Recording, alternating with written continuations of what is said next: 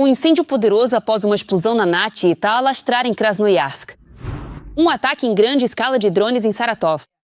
A Rússia declarou o comandante das forças de sistemas não tripulados da Ucrânia como procurado internacionalmente. As negociações chegaram ao impasse devido a questões territoriais.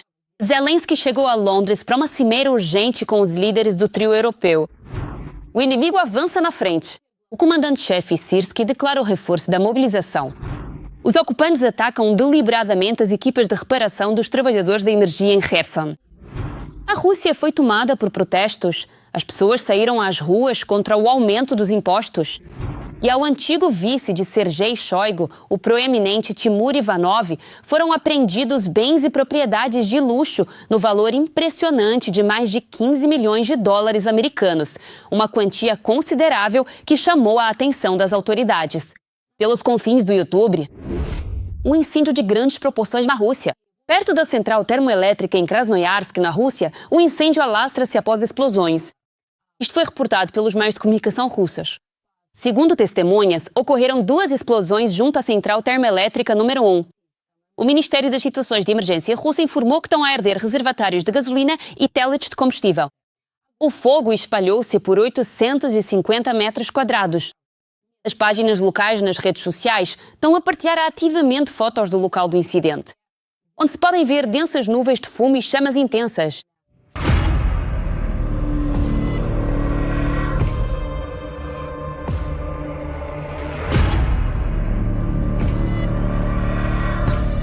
Aparentemente não há feridos. Também não há informações sobre as causas das explosões. E vocês, o que acham? Quem é que terá fumado num sítio tão impróprio? Deixem as vossas sugestões nos comentários. O Comitê de Investigação da Rússia colocou o comandante das Forças de Sistemas Não Tripulados da Ucrânia, Robert Brovdi, conhecido pelo indicativo Madyar, na lista de procurados internacionalmente. O próprio Madyar reagiu a isto com ironia. Lembrem-se também, vermes, no vosso dialeto pantanoso, que a Anushka já entornou o óleo. Assim, Madyar fez referência a uma citação da obra do escritor russo Bulgakov, que significa a inevitabilidade do destino e das consequências pelos atos cometidos. E, na verdade, sobre a Anushka, que já entornou o óleo. Na noite de 8 de dezembro, os russos voltaram a não conseguir dormir. Aqui estão imagens de Engels. E já é o segundo ataque lá em 2 dias. Bem, é só verem. Pronto, não se percebe bem pelo vídeo, mas ali, estão a ver? Algo muito intenso, vermelho e nevoado, mesmo forte, o prédio está todo sufocado. E é para aquele lado, pronto, assim mesmo. Também não houve tranquilidade na parte ocupada da aglomeração de Donetsk. Segundo escrevem os canais locais, o ataque foi precisamente contra o setor energético.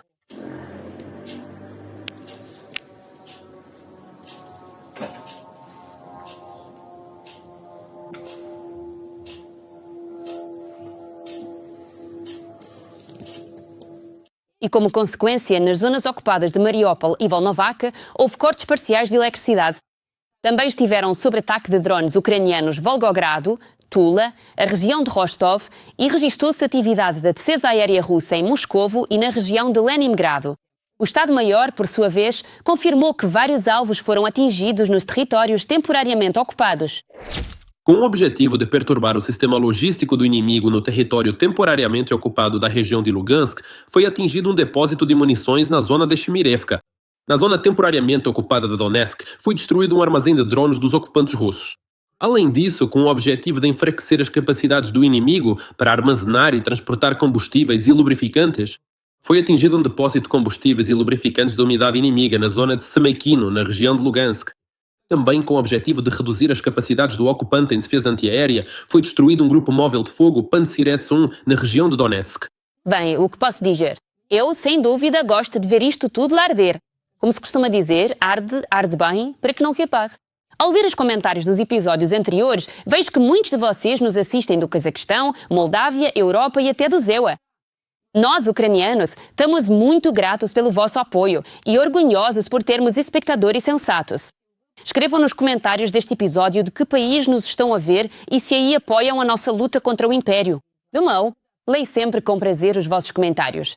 E nós, por agora, continuamos. O mais interessante vem a seguir. O comandante-chefe, Oleksandr Syrski, afirmou que não temos outra escolha devido ao avanço do inimigo. A Ucrânia deve reforçar a mobilização e fortalecer o seu exército para, posteriormente, conseguir repelir a agressão russa em grande escala. O ponto-chave dos nossos esforços não é o equipamento, mas sim as pessoas. Mobilização, recrutamento, novos contratos e, consequentemente, uma preparação de qualidade. Na formação do pessoal, não podemos ficar parados, temos de evoluir e avançar. E sobre o que está a acontecer na frente e à sua volta neste momento, falamos no nosso resumo. Ao longo da linha da frente, com mais de 1.250 quilómetros, estão posicionados mais de 710 mil ocupantes russos. Apesar do número impressionante do exército inimigo, as forças de defesa da Ucrânia avançaram em 4 direções, enquanto os russos apenas numa. Putin já afirmou várias vezes que foi capturado. Pokrovsk, Mirnograd, Konstantinovka, para não falar de outros, todos eles. Kupiansk, especialmente várias vezes, içaram bandeiras e o próprio Putin já disse, não foi alguém a informar, foi o próprio Putin a anunciar que a cidade foi capturada, tal como Volchansk. Ou seja, ele precisa de demonstrar a captura real de território e mostrar-nos que vão continuar as operações ofensivas. E se não aceitarmos as suas condições, se não cedermos, ainda por cima a região de Donetsk definitivamente, ele, consequentemente, vai continuar a desenvolver operações ofensivas no inverno, reforçando-as. Aumenta a pressão na frente e reforça a pressão na retaguarda, sobre as pessoas comuns, sobre o setor energético, para que as pessoas passem frio no inverno, semeando pânico e dúvidas. E assim, nestes poucos meses, praticamente alcançar os seus objetivos. No que diz respeito à primeira fase, isso significa um cessar-fogo nas condições dele e a assinatura da paz. E depois, então, a preparação de possíveis novas operações. Os russos atacaram a barragem do reservatório de Pecheneg, na região de Kharkiv. O trânsito na estrada foi interrompido.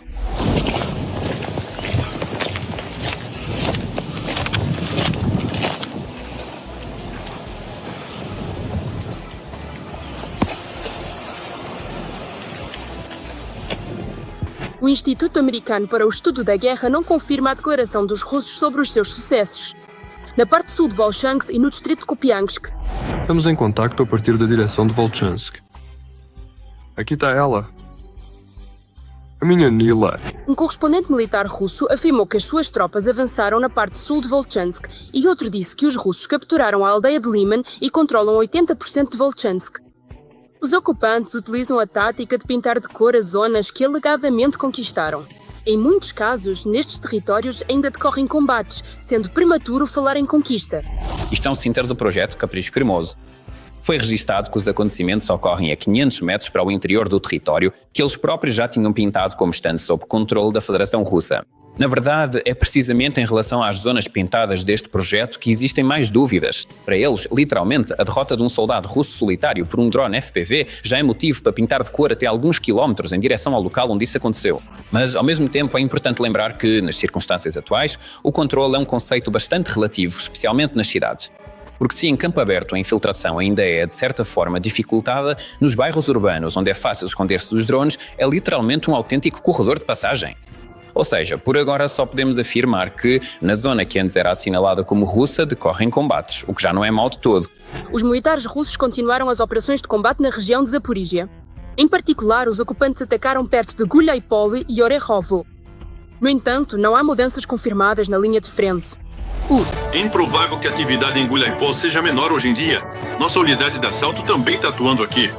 Você sabe que os russos, de tempos em tempos, eles também divulgam mensagens falsas sobre supostos progressos em algum lugar pro ar. É evidente que estas mensagens falsas são dirigidas, antes de mais, à sociedade ucraniana, com o objetivo de criar, consequentemente, um ambiente emocional. No dia 21 de novembro, canais de propaganda divulgaram um vídeo em que soldados seguram a bandeira da Federação Russa na direção de Alexandrovsk e afirmam ter ocupado Tikhoye e Otadnoye.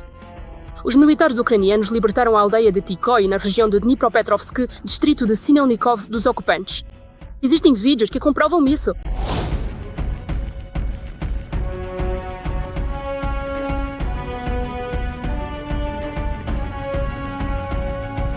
Os soldados ucranianos continuam a defender Pokrovsk e Mirnograd. Num vídeo publicado a 6 de dezembro, 3 militares ucranianos erguem a bandeira na rua Yakub Kolos, na parte norte da cidade, o que demonstra Manutenção das posições.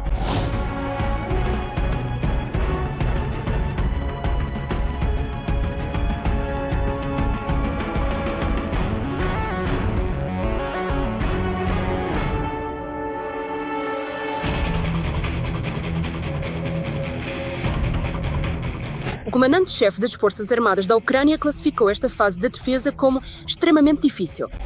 A nossa estratégia consiste em esgotar ao máximo o exército russo, impedir o seu avanço, manter o nosso território em simultâneo, atacando o inimigo na retaguarda, em profundidade operacional e no próprio território da Rússia, com o objetivo de minar o seu potencial de defesa e as suas capacidades industriais.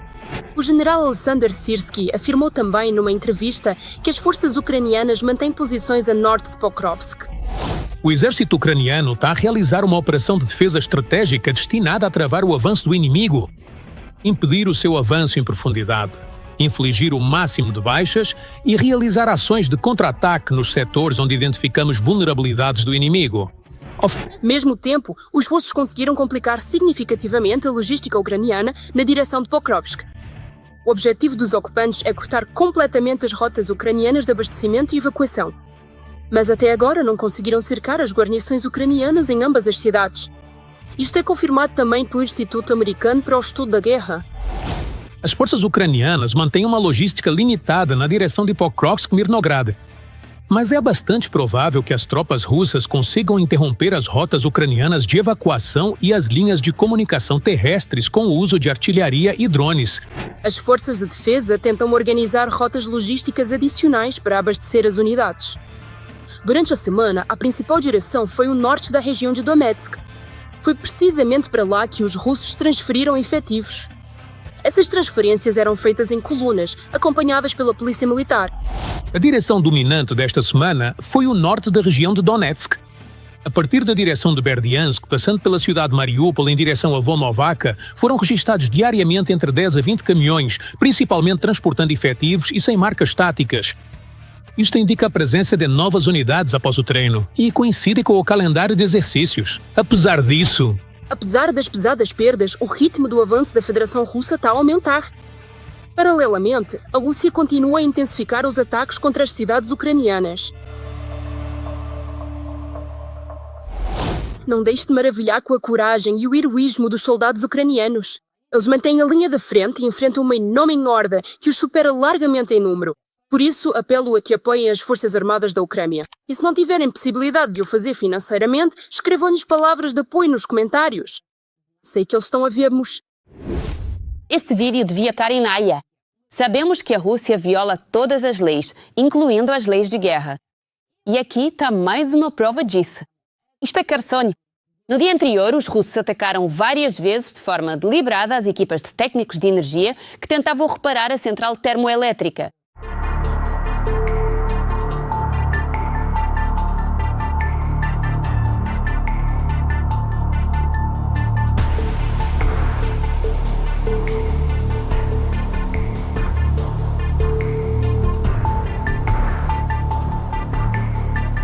Na verdade, foram eles próprios que publicaram este vídeo. É por isso que os russos avisam simplesmente toda a gente, em plena luz do dia, que cada equipe de reparação e os serviços municipais passaram a ser para eles alvos militares. A Rússia é um país terrorista que mais uma vez atingiu o fundo do poço. Deixa um like se concordas. E agora sobre o acordo de paz. Donald Trump já por várias vezes fez declarações dizendo que está um pouco desiludido com Zelensky. E também com o facto do líder ucraniano supostamente não ter lido o plano Stach. Além disso, é importante notar que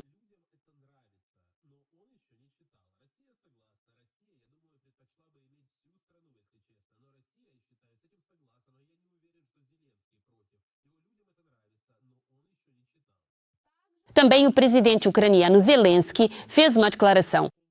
há uma visão do ZEUA da Rússia e da Ucrânia e não temos uma opinião unânime em relação ao Donbass, disse ele, acrescentando que Kiev insiste num acordo separado sobre garantias de segurança por parte dos aliados ocidentais, sobretudo dos Estados Unidos da América. Há uma pergunta à qual eu e todos os ucranianos queremos obter resposta. Se a Rússia voltar a iniciar uma guerra, o que farão os nossos parceiros? Disse Zelensky. E vocês, o que acham? Será que os Estados Unidos estão mesmo dispostos a vender a Ucrânia? Escrevam nos comentários. Entretanto, o presidente da Ucrânia, Volodymyr Zelensky, chegou a Londres. Na capital britânica, o chefe de Estado ucraniano irá realizar uma série de encontros bilaterais, incluindo com o primeiro-ministro do Reino Unido, Keir Starmer, bem como com o presidente de França, Emmanuel Macron, e o chanceler da Alemanha, Friedrich Merz. Juntos irão discutir a situação na Ucrânia e o andamento das negociações mediadas pelo Zela. O programa também prevê a discussão de questões de segurança e dos pacotes de apoio à defesa da Ucrânia, que continuam a ser temas-chave desta semana diplomática. Por agora, vamos acompanhar a visita, aguardamos mais detalhes e, claro, contaremos tudo nos próximos episódios. Adeus, Europa! Donald Trump está a abandonar um parceiro de longa data e sugere aos europeus que, no que toca à defesa, só podem contar consigo próprios. Os americanos já não escondem os seus planos e falam deles abertamente em reuniões privadas com diplomatas. A verdade está à vista de todos. O ZEUA tem eleições intercalares em breve, por isso Donald Trump tenta agradar a dois lados ao mesmo tempo. Saiba mais sobre o novo sistema de segurança mundial na reportagem. Trump abandona, ou melhor, deixa cair a Europa. Washington já não quer ser o principal garante da segurança da UE.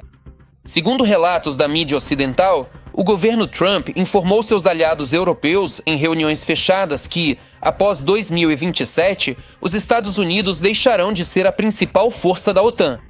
A responsabilidade pela defesa da aliança recairá supostamente apenas sobre os ombros. A própria Europa, o continente com a sua rica história e diversidade cultural, no entanto, enfrenta desafios significativos e complexos que exigem atenção e soluções urgentes. Apesar de toda a pressão sobre os líderes europeus, esse comportamento por parte da administração da Casa Branca não foi uma surpresa.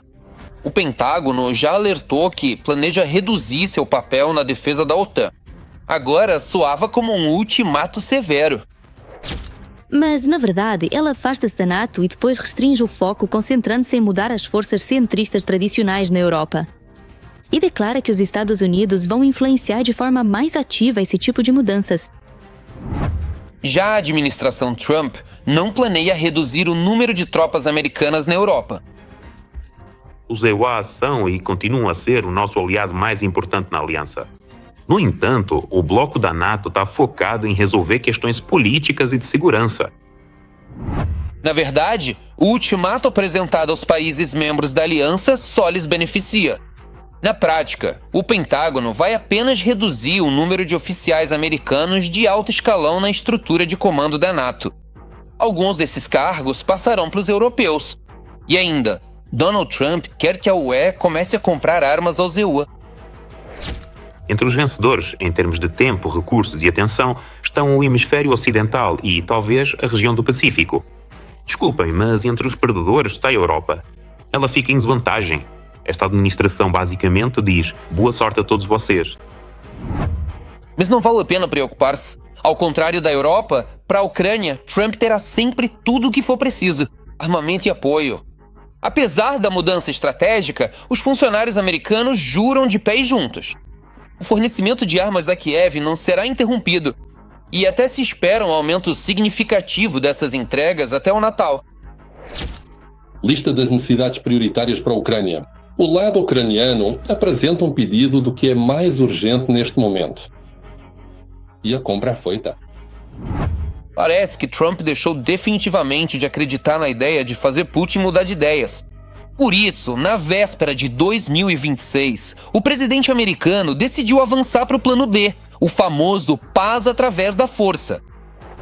A Rússia está a aumentar o grau dos seus ataques híbridos. Mas o bandido do Kremlin só entende a linguagem da força. Só isso. Por isso, quaisquer tentativas de chegar a acordo, depois de mais um cenário agressivo por parte da Rússia, como este, por exemplo, Putin vai interpretar como fraqueza da Europa, e vai pressionar ainda mais. No entanto, por mais que Putin pressione a Europa, ele próprio está sob uma pressão ainda maior. Esta guerra já dura há 4 anos e mais de 1 milhão de vidas foram perdidas. Lá, eles nunca vão conquistar a Ucrânia. E os recursos? Vejam só o que diz a Nebiulina há uma semana atrás. O que é que ela disse? Já não se deve lutar por dinheiro, agora é preciso lutar por patriotismo. Sim, todas as regiões de onde vêm estes combatentes passarão a receber muito dinheiro. E para além do complexo militar-industrial estar a trabalhar em 3 turnos e de pagar em grandes quantias, as pessoas continuam a combater na linha da frente. Mas isto não é um poço sem fundo. Entretanto, a Ucrânia continuará a receber ajuda militar dos Estados Unidos e dos nossos parceiros europeus, garantem os analistas. A julgar pela posição do próprio Donald Trump, mesmo que ele diga, esta não é a minha guerra, não vou participar nela. Mas ele está a lucrar com esta guerra e vai continuar a lucrar. E ele vai vender essas armas aos europeus. E os europeus vão pagar e fornecer essas armas a vocês. E por mais declarações sonantes que façam na Casa Branca sobre a NATO, isso não terá qualquer impacto na Ucrânia. Afinal, nós somos necessários ao Trump para criar sua imagem ideal de pacificador. Muito mais do que pode parecer. Ao mesmo tempo, à medida que aumentam os ataques em profundidade no território russo, também cresce o apoio ao próprio presidente americano. Donald Trump não tem outras opções. Ou ele tem de se distanciar, mas ele não vai conseguir distanciar-se, porque nos Estados Unidos daqui a um ano há eleições intercalares. Nos Estados Unidos, a opinião pública, de forma geral, apoia a Ucrânia, inclusive entre os seus apoiantes. Por isso, ele vai ter de manobrar, já não será tão categórico como costumávamos ouvir no início do seu mandato. A Rússia fornece gás à China, contornando as sanções americanas. O navio Valera entregou gás natural liquefeito no porto chinês de Beihai. Isto foi noticiado pela publicação Bloomberg. Além disso, há outro projeto sujeito a sanções. O projeto russo Arctic LNG-2 na Sibéria começou a fornecer combustível a Beihai já em agosto. Pequim ignora abertamente as exigências do ZEUA para cessar o comércio de petróleo russo, o que é uma questão chave nas negociações comerciais. Ele trabalhava no Ministério da Defesa corrupto, levava uma vida dupla e eu não sabia nada sobre os bilhões roubados do exército. De um dos funcionários mais ricos do Ministério da Defesa da Rússia, o ex-vice de Shoigu, Timur Ivanov, foram confiscados bens avaliados em mais de 15 milhões de dólares. Agora, sua ex-esposa pede ao tribunal que devolva toda a propriedade para ela, afinal, ela não sabia em que lugar depravado ele estava envolvido. O marido dela trabalhou por 10 anos. Os detalhes do escândalo explosivo no setor de defesa russo a seguir. Um dos casos de corrupção mais notórios dos últimos anos na Rússia teve um desdobramento, ou melhor, chegou ao fim. O ex-vice-ministro, também ex-ministro da Defesa de Shoigu, Timur Ivanov, acusado de suborno e desvio de fundos públicos, foi arruinado. Bem, agora vou reler o Código Penal porque alguns acham que a punição aqui é severa demais. Julho, ele foi condenado a 13 anos de prisão e em 5 de dezembro o tribunal confiscou em favor do Estado os ativos de Ivanov no valor de 15 milhões de dólares. O anúncio da lista completa dos bens apreendidos levou 47 minutos. Entre outros bens, Ivanov, de 50 anos, teve confiscados incluindo terrenos e uma propriedade em disputa com uma área de quase 800 metros quadrados. A propriedade de Sofia Volkonskaya em um beco limpa na capital. Dezenas de carros, de luxo, 170 joias pesando mais de 2,5 quilos, mais de 40 pares de relógios. No total, o valor chega a 1,2 bilhões de rublos. Tudo isso é patrimônio. Timur Ivanov acumulou tudo isso ao longo de muitos anos, passados na mamata do Kremlin, como principal construtor do Ministério da Defesa da Rússia. Ivanov construiu até mesmo em Mariupol, ocupada e destruída. De fato, haverá um novo bairro moderno, com creches, escolas, uma grande infraestrutura. Além disso, nós até planejamos construir uma pista de patinação no gelo e uma piscina. Ou seja, tudo isso ficará à disposição dos moradores. Espero que eles aproveitem ao máximo viver nesse local. Ele continuou a construí-la até ser forçado a fazê-lo em 2024. E dizem que a corrupção é apenas uma fachada. Na verdade, Ivanov está sendo punido por traição. De uma forma ou de outra, o veredito está definido. Devemos partir da realidade. Agora vamos à parte mais interessante. A ex-esposa de Ivanov, Svetlana Zakharova, numa tentativa de reaver os bens, declarou em juízo que desconhecia os rendimentos dele. Ex-esposa. E, em geral, ela dissuadiu Ivanov de trabalhar no ministério, porque não passava de devassidão. Segundo ela, quando ofereceram ao Ivanov o cargo de vice-ministro no Ministério da Defesa, ela foi categoricamente contra. Ela tinha certeza de que isso destruiria nosso relacionamento familiar por causa dos extremos de devassidão e pelo ambiente promíscuo e de baixa moral dentro daquele grupo. Svetlana Zakharova não especifica exatamente a que tipo de devassidão ela se refere. Mas se falarmos de devassidão como ausência de vergonha e modéstia, então temos uma opção. Dinheiro. Dinheiro no qual Svetlana Zakharova, casada com Ivanov, nadava de braçada. Todos os anos, pelo menos desde 2010, a família de Timur Ivanov passava o mês de agosto inteiro fora. Não era para ir para o sítio cavar horta, mas sim para descansar na Riviera. Todos os anos eles alugavam enormes vilas lá. Por exemplo, esta aqui. 5 quartos, 5 banheiros, 2 quartos para funcionários. O aluguel de um mês em 2013 custava 120 mil euros. Eles pagaram outros 90 mil euros de aluguel naquele mesmo verão. Este iate de 37 metros. As fotos de Saint-Tropez novamente encheram o Instagram da esposa de Ivanov durante todo o mês de agosto. Timur Ivanov comemorou seu aniversário lá de novo. Vieram 25 convidados.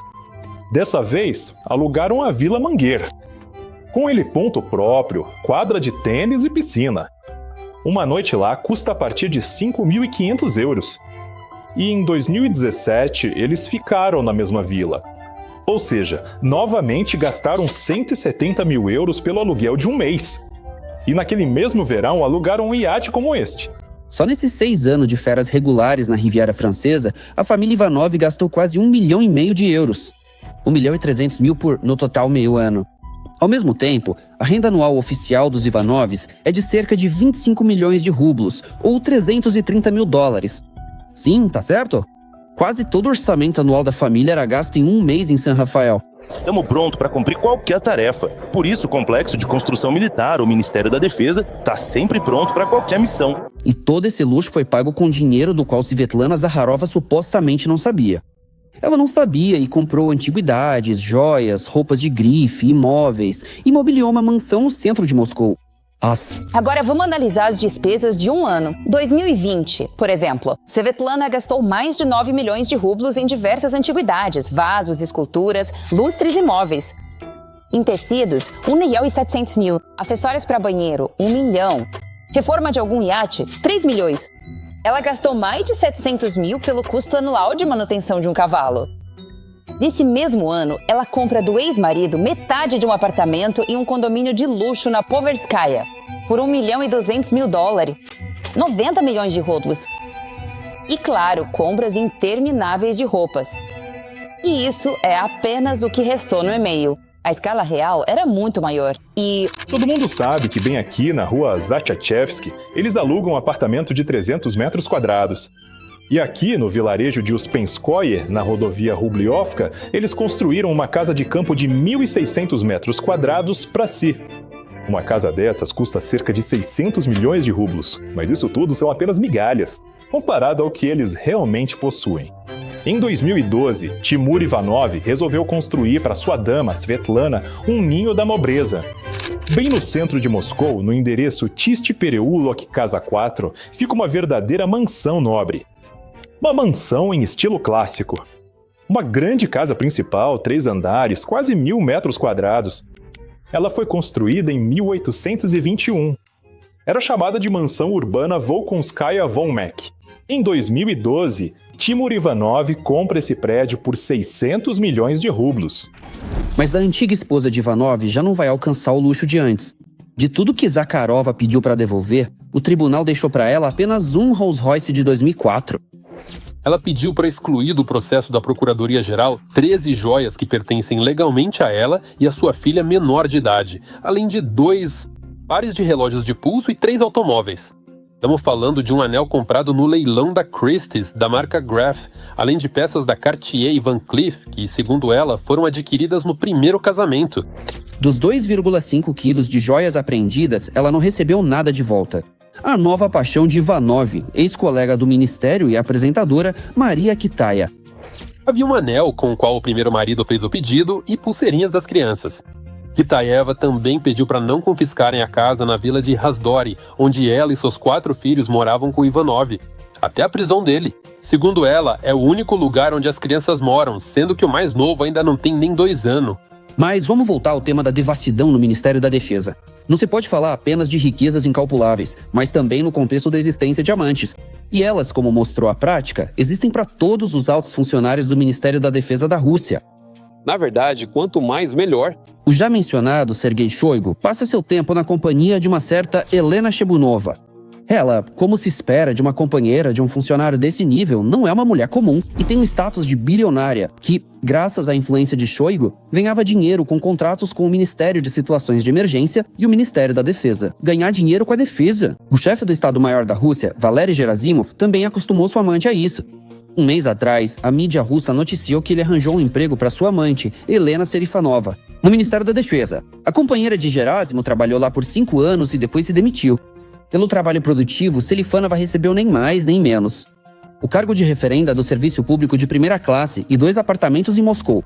Ao contrário da ex-esposa de Ivanov, essas mulheres preferem o luxo em silêncio. Talvez seja por causa do status de amante, mas dificilmente. Afinal, há ainda outra pessoa que, embora também seja amante, não tem vergonha de uma vida luxuosa. Maria Shalayeva. A mídia russa associou ao ministro da Defesa da Rússia por meio de relações amorosas e financeiras, Andrei Belousov. A notícia veio à tona em julho, depois que uma garota publicou um vídeo pilotando um avião militar em um aeroporto fechado. Rostov-on-Don, a major port city and the administrative center of Rostov Oblast in southern Russia, is situated on the Don River, approximately 1,000 km southeast de Moscou. É um significativo centro cultural, econômico e industrial hub na região.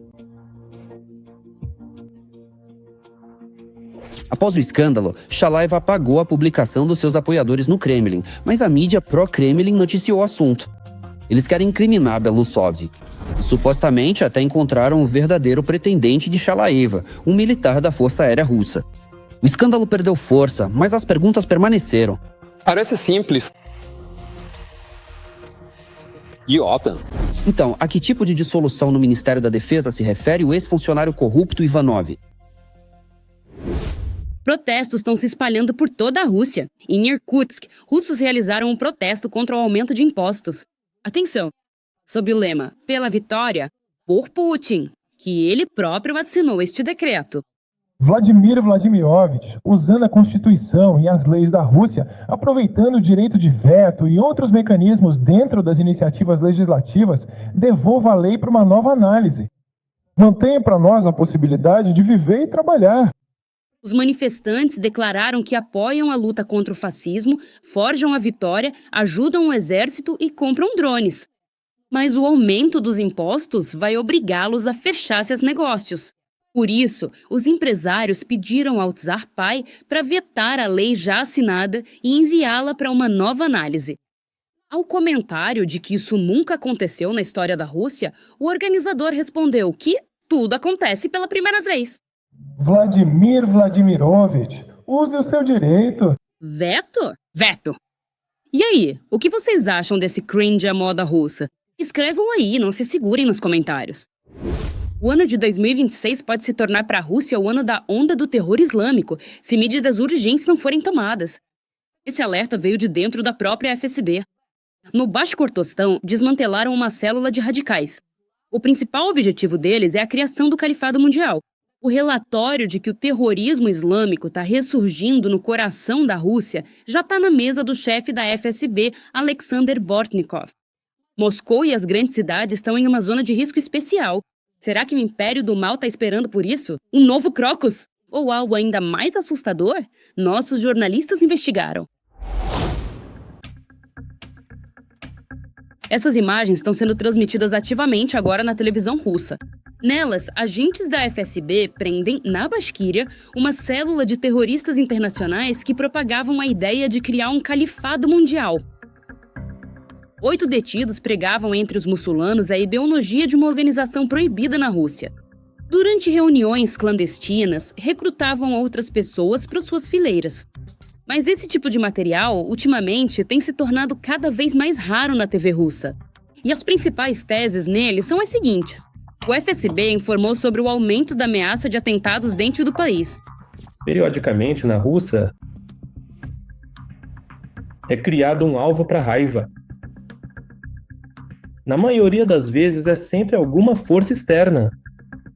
Mas, de tempos em tempos, surge a necessidade de começar a inflamar a situação. Os serviços secretos russos registram um aumento do terrorismo islâmico na Rússia. Segundo relatos da mídia, um relatório desse tipo foi recebido pelo chefe do FSB, Alexander Bortnikov, mas ainda não foi entregue ao ditador russo Putin. No entanto, conforme informam outras fontes, o documento, na verdade, pode ter chegado à mesa de Putin. E o que é interessante, entre as principais ameaças está também a intensificação de certos grupos de sabotagem dentro do país. Ou seja, longe da zona, a chamada SVO, inclusive na própria capital, Moscou. E mais um ponto importante sobre a ameaça de desestabilização da situação no Cáucaso. Ações que demonstraram a força do Estado, que existem inimigos e que eles serão combatidos. Trata-se de um Putin poderoso e de outros inimigos que querem atacar a fortaleza sitiada. E montamos aqui as informações já mencionadas sobre a prisão na Basqueria, onde, segundo informações do FSB, conseguiram prender 8 membros de uma organização terrorista. Ao mesmo tempo, foi relatado que o grupo estava preparando ações ativas em território russo. As fontes que transmitiram essa informação, a mídia concorda que será em 2026. A situação pode piorar se o FSB e outros órgãos não considerarem esse vetor como prioritário. Mas aqui é importante lembrar que mensagens desse tipo não são divulgadas à toa na Rússia. São provocações bem planejadas. Além disso, esses atentados podem realmente ser organizados pelos serviços secretos russos, já que isso serve tanto para o público interno quanto para o externo. Para os próprios russos, isso é simplesmente uma forma de desestabilizar a situação. depois dessas declarações, com certeza vão acontecer atentados, com certeza vão acontecer, ou muito provavelmente vai ser assim, pessoas fortes detidas ou mortas, que terão certos documentos ou ligação com alguma organização terrorista ou algum componente nacional. Isso será vendido internamente. Foi assim que sempre assustaram os russos. Todos nós lembramos bem. O atentado em Crocus, que Putin usou para acusar o chamado regime neonazista de Kiev. Por ordem do coordenador, os terroristas, após cometerem o crime, foram de carro em direção à fronteira russo-ucraniana, para depois chegar a Kiev e receber a recompensa prometida a eles. Lá, a narrativa é bastante complicada. Pelo que entendi, houve relatos iniciais por parte do FSB, inclusive em canais do Telegram ligados ao FSB, de que existia um certo esconderijo onde estavam guardadas armas que teriam sido preparadas para esses 4 indivíduos, para que eles pegassem essas armas, pelo que entendi, essa era a ideia, e depois tentassem atravessar em direção à Ucrânia com elas. Nenhuma evidência. Até o momento, não encontramos indícios da existência desse cache. Em última análise, essa tragédia tornou-se uma ferramenta para mobilizar a sociedade e um impulso para uma nova onda de contratos de voluntariado assinados com o Ministério Russo. Mote, mas para o círculo externo, criar uma falsificação não é tão fácil. Em primeiro lugar, porque precisará ser vinculado à Ucrânia novamente. E é exatamente isso que agora é crucial para o Kremlin. É de importância crítica. Se isso for usado no caso da Ucrânia, ou seja, se encontrarem de novo, digamos, um cartão de visita do Budanov, então isso não será vendido para o público interno. Isso provavelmente será vendido para fora do país. E os Estados Unidos, vejam só, eles não seguem as regras da guerra. Outros especialistas também falam sobre isso. Uma série de atividades por parte do FSB. Isso é uma preparação para atentados terroristas, tanto na Rússia quanto na Ucrânia. Na Ucrânia, o objetivo é desmoralizar a sociedade em meio a escândalos, cortes de energia e a situação na linha de frente. Na Rússia, agitar a população para justificar uma nova onda de mobilização. Em outras palavras, o regime governante russo é perfeitamente capaz de organizar uma série de atentados dentro do próprio país para depois culpar a Ucrânia e tentar usar isso como pressão nas negociações. Ou então, assustar de vez os russos e empurrá-los para uma mobilização total. O que vocês acham das nossas notícias? Escrevam o que devemos mudar. Para melhorarmos, vamos levar em conta com certeza. E por enquanto, deixa um like neste vídeo para apoiar o que estamos fazendo. E não se esqueça de se inscrever no nosso canal Ucrânia Hoje para não perder os próximos episódios. Até a próxima!